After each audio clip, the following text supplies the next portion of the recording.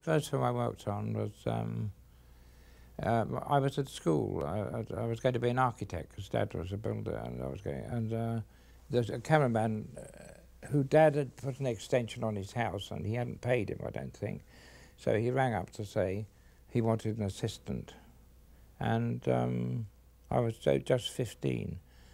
And Mother knew that I didn't want to be an architect and I didn't want to go into the building trade. So she said, well, one of my boys can do it. That was me. Dad said no, because they were a bunch of harridans and gypsies in the film industry, so he didn't want me to be in it. But anyway, she persuaded him. And I went to work for Bill Shenton as his assistant. Just two of us, that was. And we made two silent films, 1929, our gang, American comedies, with the Ray boys. There were 15 of them. And I acted in that as well, as a still man in the rugby football scene. And Jack and the Beanstalk we did. I was in the cow, asked part of the cow, ordered in, and the director was called Ray, and his wife was producer. I was with them for about a month, I suppose, altogether, at Shepperton, on the old Shepperton, on the lot. And from then I went to France, and did 10 pictures on French boxing, and then I went to Gainsborough on my first sound film with Bill Shenton. You know, I think the first movies that I began to get interested in were the Polanski movies, really, because he was a dedicated chap, and my cinematography was not like the French, was wishy-washy, because, I mean, Knife in the Water, which he did before that, was very wishy-washy, but a wonderful film. But when he got the contrast that I could produce, then I was God.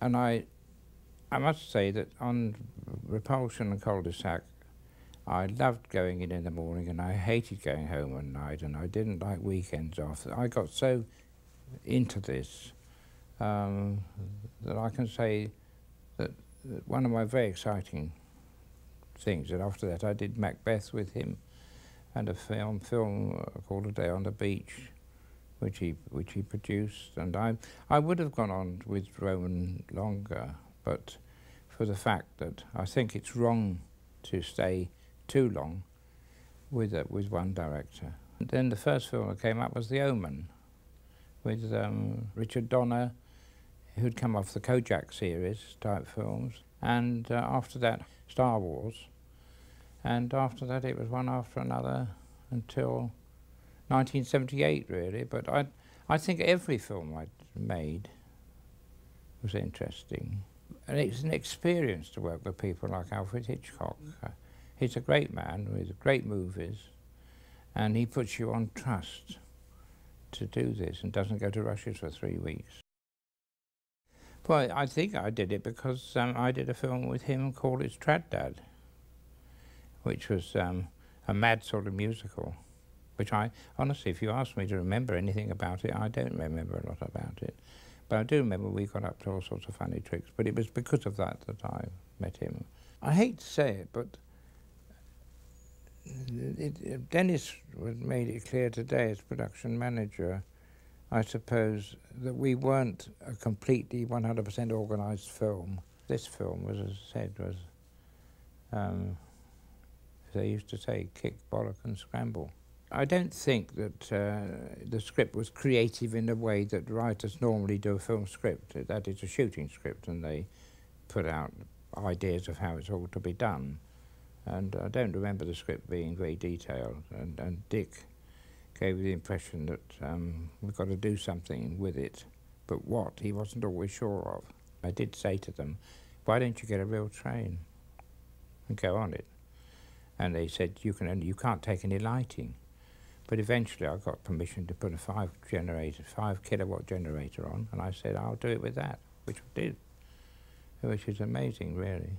Well, for me, I left home at 6 o'clock in the morning, and I never got back before midnight by the time I'd arranged for tomorrow and to work out the points where we're going to be tomorrow.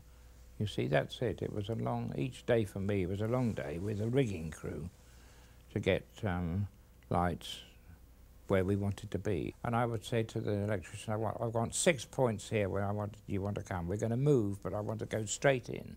So we'd have 3 blokes carrying a lamp, and we did it this way by wonderful sparks that worked their guts out for me. And as I said, I wore carpet slippers because I had to go up to the top there and down the side. I was worn out. I was taking Benzedrine tablets too, I admit to that. You know, sometimes I would say, have you got an old 120 arc? And Lees would provide one, and I'd use that as a key light. That gave you that lovely crisp hard edge. And that's a key light on the actor, whatever happens.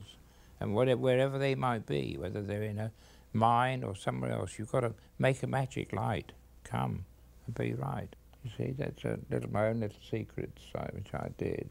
And I think with the boys, in this film, they all have a personality, and they're all different. They're not the same. And they're good-looking, aren't they? They're a good-looking crowd, and they're singing lovely songs. I'd listened to their music when I heard and liked it. I thought they were a very creative bunch of boys. So I did have an interest in them in that way. We disturbed people to some extent, didn't we? And I believe that I helped a good 40% of it with my lighting, you understand me?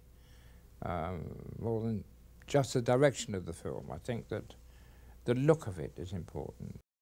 What I've got to look back on as a cameraman is I've been abroad. I've been to Australia, to America, to the Middle East and the Far East, and it's been an experience, you know, a great experience, and I think I'm lucky to have that to think about. You know, this is all part of something better than sitting behind an office desk or something all your life and doing absolutely nothing.